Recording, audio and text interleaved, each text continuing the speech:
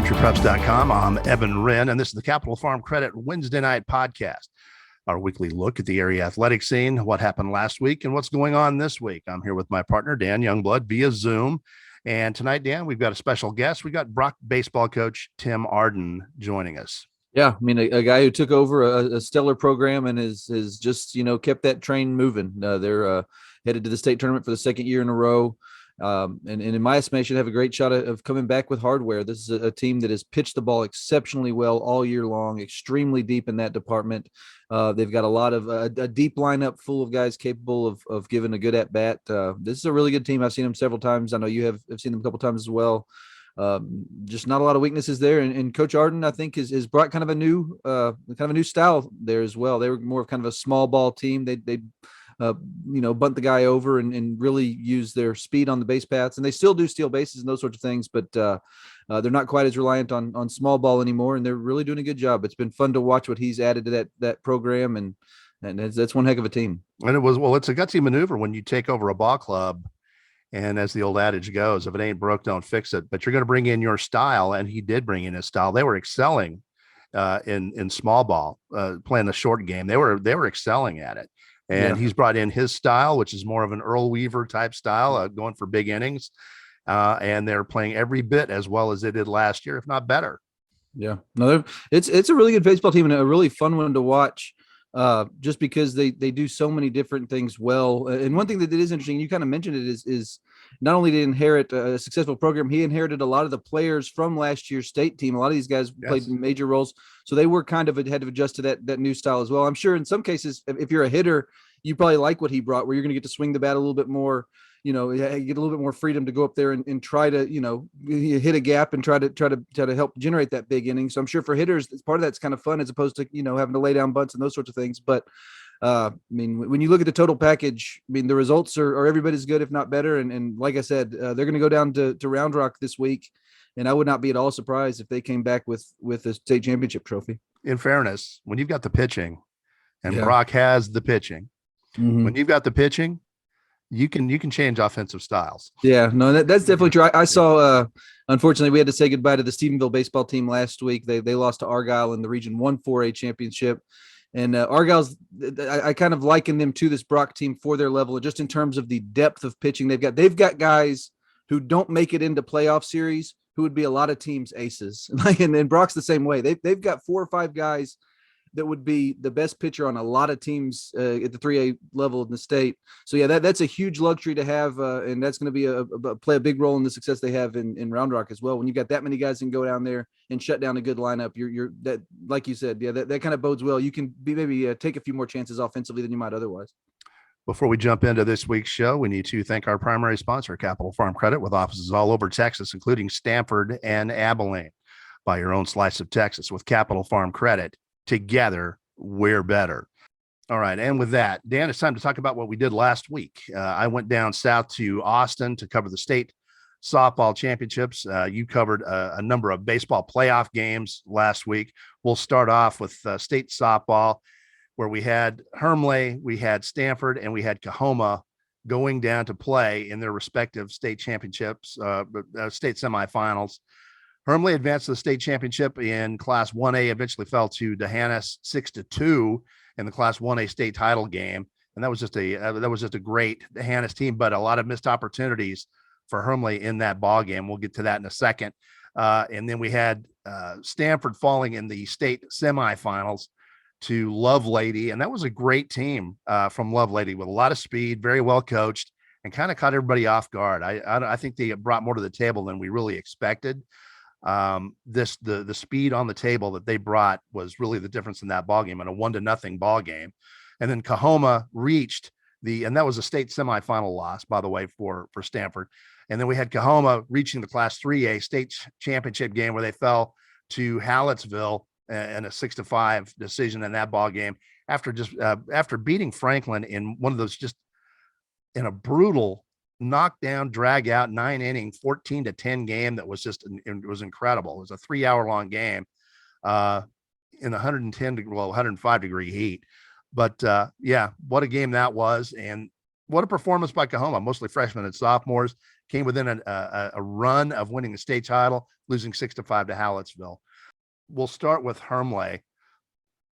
That ball game against the Hannes, they left about 7 or 8 base runners on base. Second, third, and fourth innings, they had people in scoring position, just did not come up with the key base hit, Dan. And if they had come up with a key base hit along the way, it could have changed the entire outcome of the ball game. It really could have changed everything. But once they got down and you took any kind of short game options away from them, it just, you know how that goes. So, and that's basically what decided their fate. Yeah, it was kind of interesting because, like you said, they had those opportunities in the state championship game in the loss at Hannes, and then their semifinal win 2-1 over Torino was the opposite, where they had one hit and just maximized their one hit with was an RBI triple, and they win 2-1 there. But this was a really scrappy Hermleigh team, and a really, I mean, they're not quite Coahoma young. They had a couple of seniors that were kind of leading the way for them, but this is a really young Hermleigh team as well that's going to have a lot of talent back next year, including their pitcher Summer Smith, who's kind of pitched them to the state championship game this year. So a great job by Coach Sammy Winters. A really strong performance from that team all year long throughout the playoffs. And I mean, they did finish one win shy of their goal of a state championship, but that's another team that could be back here next year. This is like Coahoma. The future for this program is very, very bright. In Class 2A, Stanford, as we mentioned earlier, fell to Lovelady in a 1-0 decision. There wasn't an earned run scored in that ball game.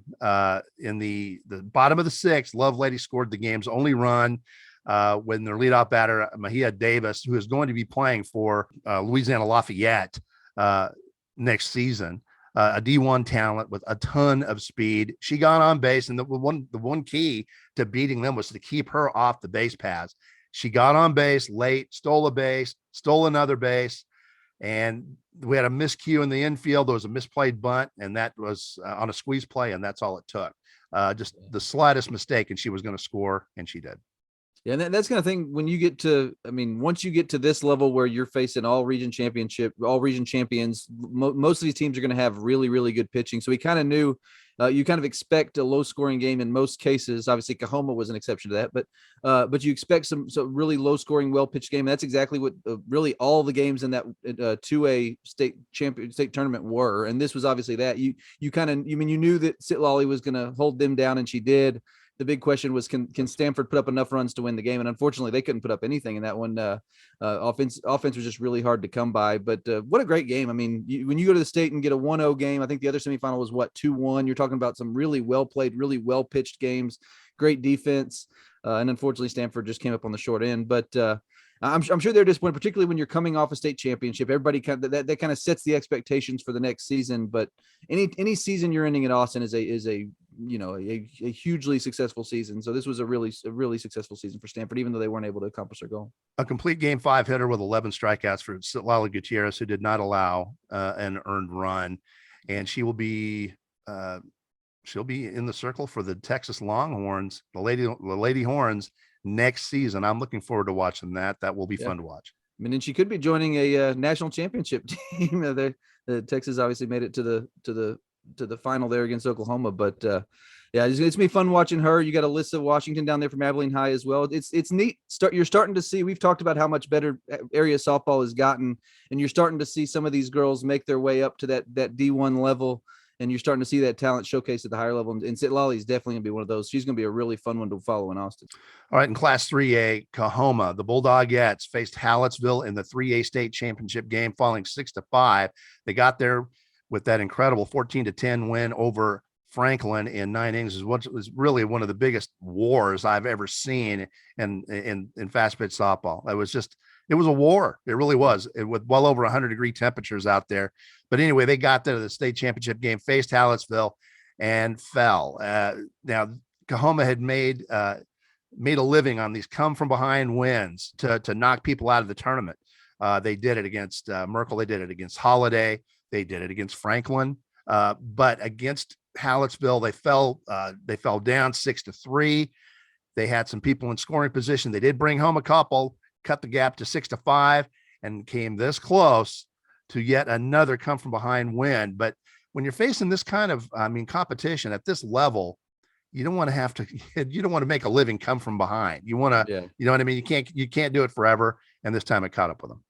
Yeah, and I mean, I think that's kind of the story there is they just, like you said, came that much short. But the neat thing about that one I thought was interesting anyway was that we talked about that 2A state tournament where every game was low scoring, really well pitched, really tightly played, and then the 3A was kind of the opposite where you saw some showcase some really good offenses and some good pitchers as well, but the offenses kind of ruled the day. But it was neat seeing Coahoma do in that semifinal what they've done all year long. Like you said, that's a team that, I mean, if you're gonna win, you better put them away because they're not going to go away. And that was true in the final as well. They just came up a little bit short, but what a fun team to follow. This year. I think everybody kind of knew Coahoma would be good. I mean, particularly with some of the freshmen they had. The folks in that town definitely knew, but for some of us, it was maybe a little bit of a surprise that they were this good. And then you look at what they've got coming back next year, and I mean, it's pretty exciting to think about how good that program is going to be for a couple more years. This is a really, really good core of girls that are going to be, I think they'll be back. This is a team that is a very good chance of having another opportunity at this in the next year or two. One key loss for Coahoma would be leadoff batter Madison Rogers, who not only had a lot of speed and hit for a high average, but she had some pop in her bat as well. I mean, just in the time that I was watching them play late in the season, I saw her jack out about 4 solo shots, from that leadoff spot, and she was a weapon. And I mean, they're going to have to replace her, but other than that, they've got their pitching back. They've got most of their power coming back. This is going to be an outstanding team and probably the preseason favorite to win it all. Yeah, I mean, and Rogers was also a really strong defensive outfielder. She could really cover a lot of ground out there as well. So they do have that. That's going to be a hole to fill at the top of their lineup and in the middle of their outfield defense. But you got to be excited with what they have coming back. And really, this experience is going to do nothing but help them. That's going to fuel them next year, knowing they came up one run short of a state championship. So that's definitely a storyline to follow next spring. All right. And with that, we're going to talk a little bit of baseball here. Dan, you were on hand for much of it, and we had to say goodbye to the Stephenville Yellow Jackets. We had to say goodbye to the Albany Lions. We had to say goodbye to the Ira Bulldogs. It was a tough week for big country baseball teams, but the Brock Eagles in the big country preps coverage area are still alive, and they're heading around, Rod. Yeah. The Brock was able to get through a really good scrappy Bowie team, beat them in 2 games, both close. Game one 3-0 in a really well pitched game. Both starters did a great job, and Brock was able to scratch across a couple of runs late to kind of pull away there. And then in game 2 was a really, really well pitched game where it was 1-1 going into the 9th, and Brock scored 3 runs in the 9th to win 4-1 and secure the sweep. But this was a Bowie team that knocked off a really good early team in the first round, and then knocked off a really good Wall team later in 3 games. So this Bowie team was playing really well, was used to winning close games, and Brock was able to get them. But like you said, we did have to say goodbye to a couple of our teams, and I saw both of them. I saw Albany out there for game 1 against a new home team that had just knocked off Anson the week before.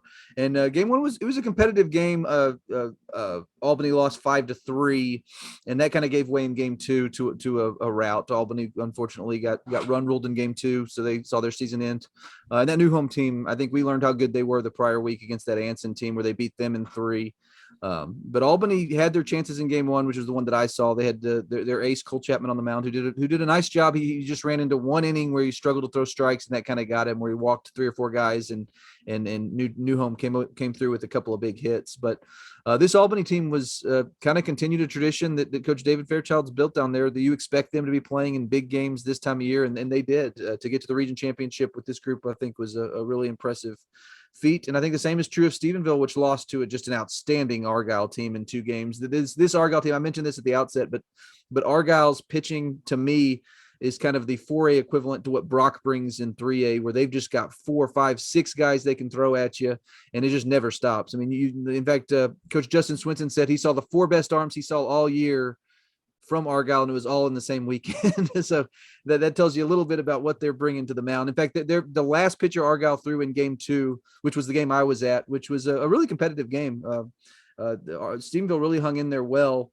Unfortunately, they just couldn't score off the Argyle pitching, and they ended up losing that one 4-0. But the guy they brought in for the last 2 innings was a kid who was expected to be their game 3 starter, who had not thrown a pitch in the playoffs to that point. You're talking about a region championship game, a kid that throws low to mid 90s and has not thrown a pitch in the playoffs because they haven't needed him to, which I think tells you the type of pitching depth this Argyle team has. So it was kind of funny. I was talking to several of the Stephenville people, and Argyle has moved up. They will be playing 5A in all sports at the next alignment, and there were a lot of Stephenville team people that were not terribly sad for this to be their farewell.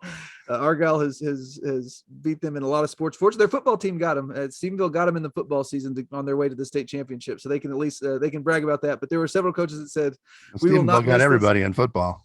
Yeah, but Stephenville said we wish them well in the state tournament, but we will not miss those guys. But that was a really good Argyle team and a great season for Stephenville, because I'm not sure, after losing what they did from last year's state semifinals team, that a lot of people expected them to be back in that situation with 7 new starters.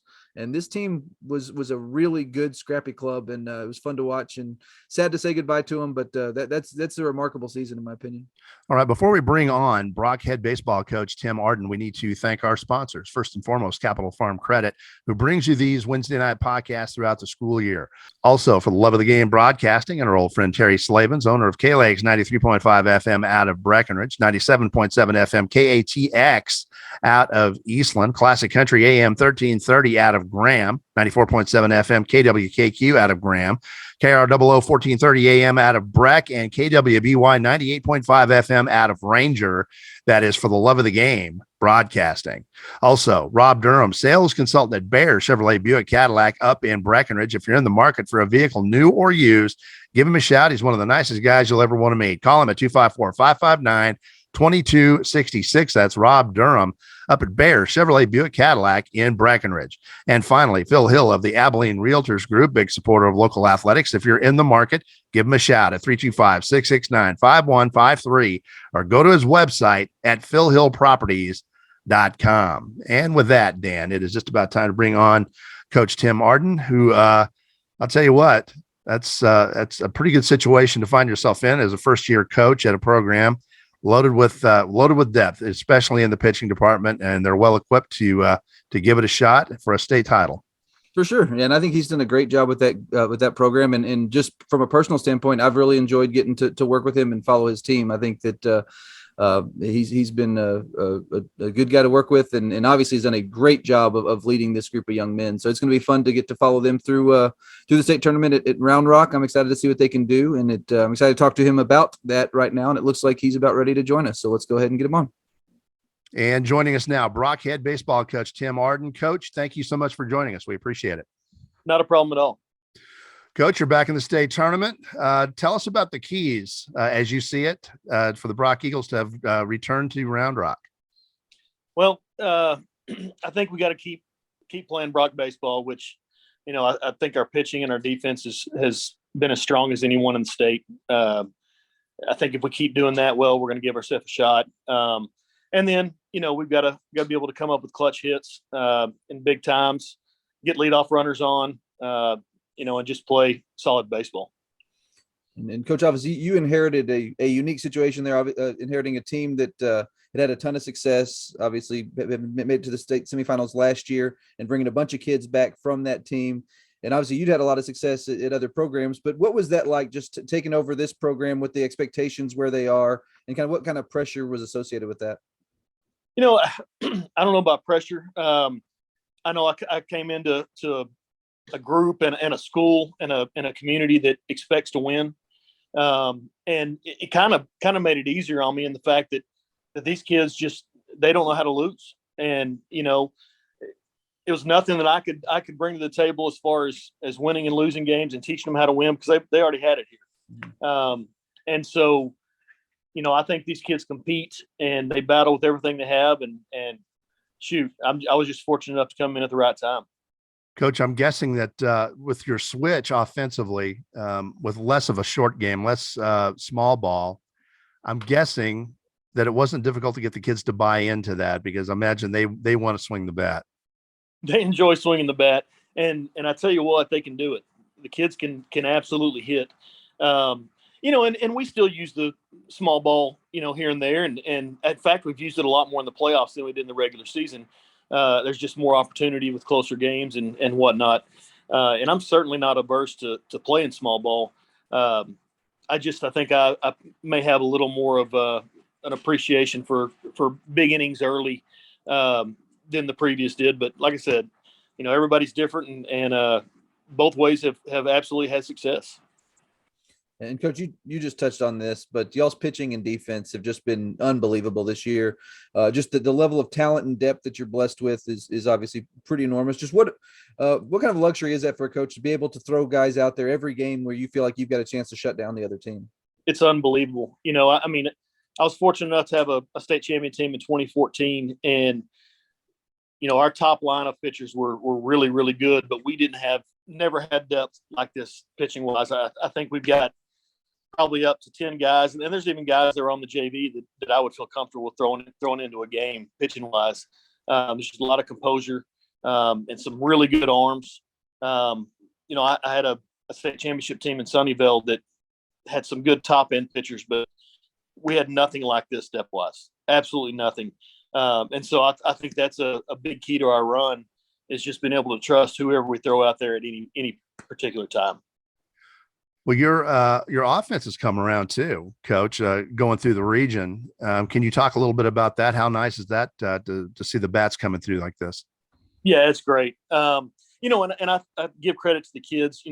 They see a lot of high end pitching in the summers with their select teams and everything. So, as the playoffs have got on, I truly think our kids have gotten more and more comfortable at the plate when we've seen better pitching. A little more velocity here and there. Some of the guys that we haven't scored as much on in the playoffs have been guys that are more of thumbers. They don't throw real hard. They throw a lot of breaking stuff. So I think our success at the plate's coincided with some better pitching.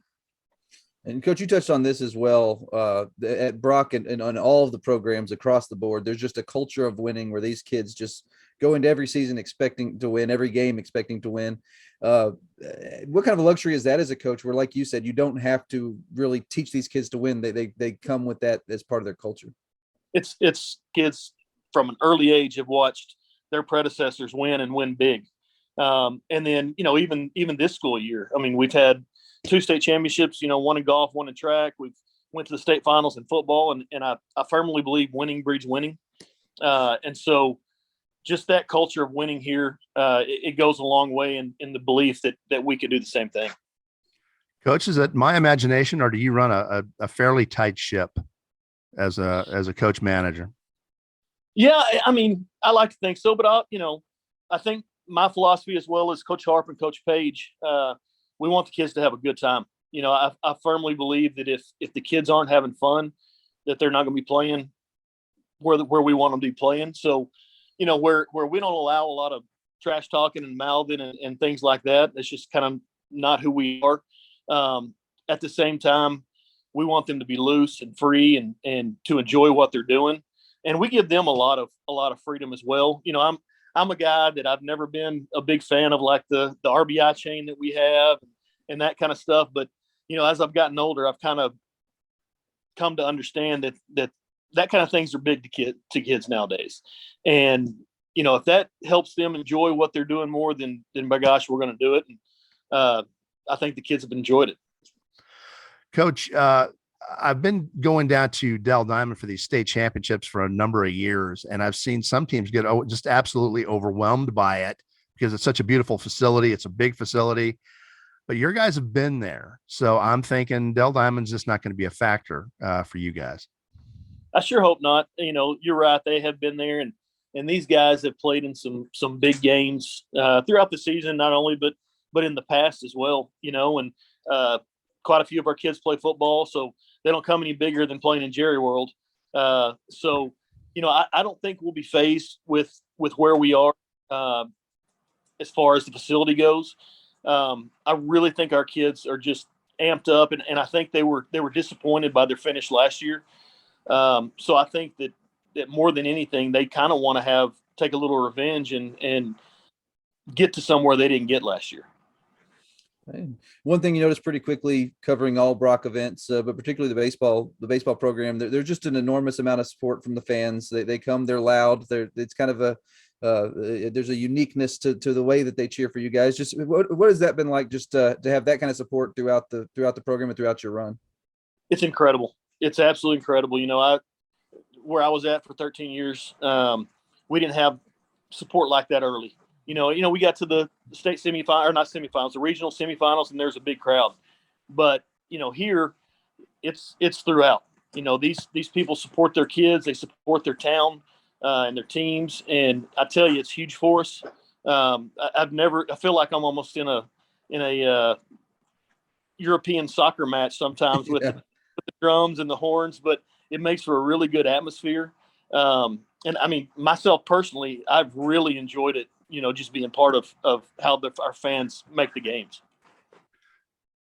Coach, we appreciate your time. Thank you for joining us. Good luck at state, and we will be keeping a close eye on you, of course. And Dan Youngblood will be joining you guys down at Dell Diamond and covering you.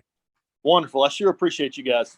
And that was Brock head baseball coach Tim Arden, whose Eagles will be facing Diboll in the state semifinals on Friday in Round Rock. And our very own Dan Youngblood will be there covering. Going to be a great ball game. They're coming in at 38-4 Diboll. Yeah, I mean, I think this is going to be a really fun matchup. And then on the other side, you've got a couple of really strong teams too. Gunter has only one loss on the year, and then Corpus Christi London has the worst record of the three at 24-13 going into the tournament.